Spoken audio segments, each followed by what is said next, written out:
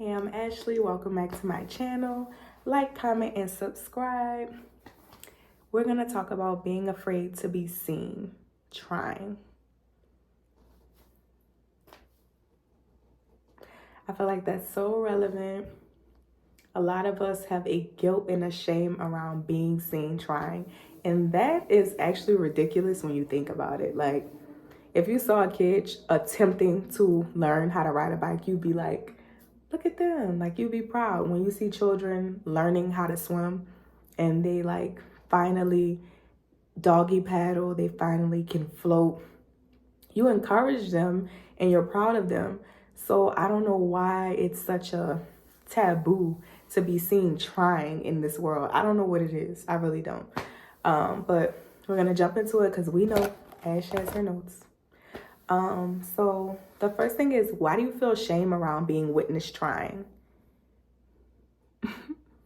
Is it that you're afraid of how people will respond to you not being successful at your attempts? And if that's the case, a lot of times we have to stop planning for, we have to stop planning for a negative outcome. We have to stop planning for failures.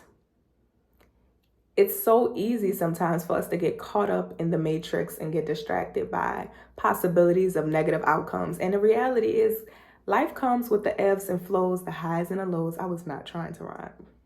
I promise I wasn't. But I say that to say, that's life. So we can't not try because of the fear of being unsuccessful or being seen being unsuccessful. Because is it about being unsuccessful or being seen not being successful? And if that's the case, are you just worried about the audience? You have an audience whether you know it or not. And that's the facts. Whether you try or not, people are talking about you, and whether you try or not, people are witnessing you and perceiving you. So that part is already done. The part that is in your power is navigating and taking the initiative of taking control of what they see. And Jay Shetty made a statement on an episode about getting to the root of our fears, right? And it really resonated with me because he used an example of, like, you know, if you're on a job and you're seeing that the boss is laying off a lot of people and you start getting nervous and like every day you're on your toes and it's kind of interfering with your mental health, etc. He was like, what's the root fear though? Are you really afraid of being fired? Are you afraid of the outcome of being fired? Meaning, are you afraid of the instability that comes without having consistent income because you have bills? When he said that, it really, really got me to thinking, like, we don't even know what we're afraid of sometimes. Like, we don't even know the root of the fear. Like, you have to really unpack that to better understand why you even worried about people seeing you. What is it? Like, what is it that you don't want them to see? Because I promise you, they see you anyway. Whether you put a light on yourself or not, they noticed you. Whether they say something or not, they noticed you. So, again, the only power you have is controlling what they see, because why not be seen trying? There's literally no shame in that. Are we afraid to be seen, trying, or being seen, potentially failing? And I think it's a little bit of both. Just because in society, a lot of times, especially in meme culture, there's a lot of memes that people make about stuff, and like we can laugh, just like we talk about like the Instagram rap or SoundCloud rappers. You know, people make a lot of memes and stuff about that, but it's like, what's wrong with people trying? There is no shame in people trying. There is so much to applaud someone for actually having a goal and pursuing it full force, no matter who's supporting them. Because I have no place on telling somebody what they can be successful at or what they should be doing based on just my views. Like, I'm not the only person on the planet. And if you pay attention, a lot of artists were not supported or unsuccessful or had not the best circumstances, but still pursued what they wanted to pursue and ended up successful in the midst of the adversity because they kept trying. So there's a little gem in there somewhere. And for me, deep breath, because this is deep for me. But in college, I think there was a time where I kind of went through not wanting to be seen, still pursuing nursing because it was taking me so long. And there was a time where my peers were graduating and people were getting jobs, or they had been nurses for X amount of time, and I still wasn't even a nurse yet, or I still wasn't even in a nursing program yet. And that was so humbling for me because I had to watch everybody get their stars, you know what I'm saying? And I felt like I didn't have anything to congratulate myself about. I felt like I had spent all this time in school and it was like nothing to show for it. And realistically, even if I had at the time that I wasn't in a nursing program gotten into one, I still had to stay in one and finish. And that was just, it was a lot. So I can remember having that time where I kind of just didn't want to be seen trying. I kind of just wanted to be in my bubble, almost invisible, because it got to the point where people are like, when you graduating, when you graduating, when you graduating. And when you don't know, you don't know. And you also end up getting defensive, you get offended, you know. And I don't like being in a space where I have to be defensive or I feel like I need to be defensive, because there's just no peace in that. You know what I'm saying? Very chaotic, very irritable. I just don't hold space or a lot of space for that. But for me, that was my personal experience with feeling like, you know, I didn't want to be seen trying. And even with like starting a YouTube channel, it's like, how embarrassing is it for people to see you actually want to pursue content creation, right? And it's like, who cares? Like, I'm at that space now that I do not care. I don't care, because you're going to see me anyway. So why not see me trying to do something that I actually enjoy, something that I actually see potential in, and again, something that God told me to do. Because you can't embarrass me about being obedient to God. Point blank, period. If God told me to do it, I'm doing it. I'm showing up. Like God told me, show up good, show up bad. Just show up. When you show up enough, you'll yield results. And I believe in that. And the next one is, your journey is yours, so embrace it. And that just means whatever people end up seeing on your journey, whether it's a success, whether it's a failure, whether it's a setback, it doesn't matter, because it's yours. That's a part of your testimony. Nobody can take that away from you. And I promise the things that set you back will be something monumental that you tell people with time, because it makes a part. You can't skip parts of the process. You have to endure. It's just life. You have to endure. You can't skip any part of the process. And that flows right into the next point, which is your testimony is yours, and it'll be your driving force if you let it. I know for me, the things that I thought really weren't great about my journey actually are things that I could even get emotional about, because I'm just like, God blessed me so much. That time that it took for me to get to my goal, I got so many gems on a journey, and they are things that I will never leave behind. So that means more than, I guess, graduating in 4 years, or, you know, just having an easier process.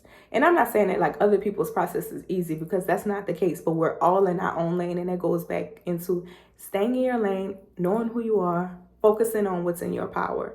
And like I said, your testimony is yours. And I feel like my testimony is so big because the time God made me wait for the things that I wanted actually really did prepare me for the thing that I was asking for. Because a lot of times we want something and we're not even in a space to receive it. It makes no sense for God to give you something that you're going to fumble as soon as he gives it to you. And I think a lot of times God, his timing is different from ours, because the minute we get the idea, oh, we about to go to church right quick. The minute we get the idea of the plant, right, we think that the harvest is present in the thought. Before you planted the seed, before you got the soil, before you watered it, before you had fertilizer, before you got a sprout, you already was planning for the harvest. And that's just not how any of this works. It's so backwards. It's like the chicken and the egg. Like, be serious. And the next point is taking ownership of your life, your goals, the habits that will get you there, and forgetting the audience. If you, like they say, dance like nobody's watching, you have to have, that needs to be the theme of your life. Live like nobody's watching. Now, I also have a theme for me. I always say I live life like a book I would want to read. right? But at the same time, live life like nobody's watching. Stop getting embarrassed. Stop feeling shame. Like, I also say bring shame back because there's a lot going on in society that I think people do need to be, but that's another topic. Stop feeling ashamed. Stop feeling embarrassed. Be okay with, you know what? This brings me back to something else. I love Bria on here. I can't, your bestie B. She made a video a while ago and it was about embracing the cringe.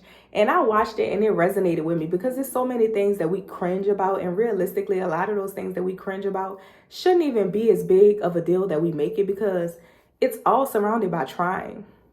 It really is trying and like being like real and authentic with yourself. So like dance like nobody's watching, live like nobody's watching. Just do the things that you want to do and forget about who would say something about it. Those people's opinion doesn't really matter. You don't go to sleep with those people's opinions, and you can't cash those opinions at the bank. So they really hold no value if we're being honest. And then don't wait for the applause. Going to church again. Don't wait for the applause. Outside forces may never affirm you, okay? But God has a way of letting you know when you're doing the right thing. So I'm sorry if your best friend didn't tell you you did a good job. I'm sorry if your mom didn't tell you you did a good job. I'm sorry if your kid didn't tell you you did a good job. But I promise you, God has his way of affirming you and letting you know that you're on the right path. The thing is to stop waiting for the applause, because if you wait for the applause, you'll never continue. Sometimes you're working towards something and people see you and they won't even tell you you're doing a good job, or they won't even tell you that you're inspiring them, which is also a reason that I'm one of those people, when I think of something, I try to tell people. Like if I like something, I usually try to tell people in a moment. If I feel like, oh, that's so cool that you're doing this, like I usually try to tell people in a moment, because in my head, I don't know if you needed to hear that, and I don't know if anybody else told you, but it's important for you to know. I say that to say, though, you may never get the applause, and that sucks. That's something I had to sit with. I feel like I tell people all the time, the career that I chose, nursing, is a thankless job.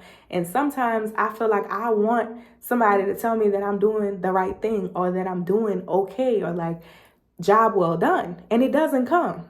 And I'm not even gonna lie, sometimes that's super depressing, because you work so hard, you put all you have into this. You literally give all you got. And then you still may never hear that it's good enough, or that you did a good job, or even an okay job. And once I started resonating with the fact that that may never happen, then I had to tell myself, you know what? I have to affirm myself. I have to affirm myself, and I have to be able to acknowledge that I did a good job. I got to be the one to pat myself on the back. Because if I'm waiting on somebody else to put their hand on my back, the hand may not be there. Like, that applause may never come. But I also say God will find a way to let you know you're doing the right thing. God kind of has his different ways of telling me that I did what I was supposed to do. Like, let's say I thought about something and I did it. And then, like, for example, I'm going to use nursing because that's just a big part of my life. But like, a lot of times, I have a thought to go do something, like go check on this patient. Like, they might not have called, but let me go see. And then when I come in there and they need something, or they went in between something, or it almost fell, like, that is a confirmation for me that I did what I was supposed to do, because I came in right before the thing happened, right? Or let's say I turned something in early and then I get a notification that like a deadline was pushed up, right? And that's God's way of letting me know, like, you did what you needed to do because you avoided this outcome, right?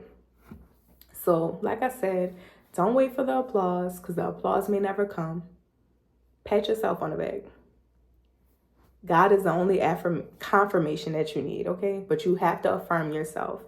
And stop being afraid of being seen. It doesn't even matter what anyone else thinks. You don't go to sleep with these people. Everyone has an opinion. It's okay. There's a lot of things that you don't like out there that are actually... There's a community of people that thrive off it or enjoy it, and it's fine. There's a lot of people that say they don't like country music, but at the same time, they have country music awards. You know why? Because there's people that are streaming country music. So that says something. There's a community for everybody. And I think that if we started forgetting about what others have to say, and it's so hard, I know, in this society, like social media era, everybody has an opinion, everybody judges you, everything is a joke, you can be a meme in a minute. But at the same time, it doesn't really matter. It doesn't really matter when you get back to the fact that we're all on a floating rock. We don't know what's going on. Time is an illusion. When you start dealing with those facts, then you realize it doesn't matter. Stop being afraid of being seen. I think it's unfortunate that we'd rather be seen not trying than trying. Like Kanye said, and I know Kanye's controversial, but he's a genius in his own right, right? I'd rather, what he said, giving up is way harder than trying. And I feel that in my spirit, because there's a lot of times that I wanted to quit, but that's not in me. It's not in me. I'm going to find a way. I don't care how many roadblocks I get. I'm going around. I'm going to figure it out. I'm going to pray with God, because he always leads the way. But God will give me the image or the plan for the execution, and we go with our move. So again, stop being afraid to be seen. It's 2024. It's time for everybody to go for what's in their heart. Like, go for your dreams. Think big. Stop thinking small. God didn't ask you to ask for something little, okay? God is doing away with the petty prayers. If we're going to petition to God, we got to come with big stuff, because that's a big man, okay? So let's get out of our own way. I don't know why I keep getting tongue-tied. And stop being afraid to be seen, period. And I'll see y'all again in the next video.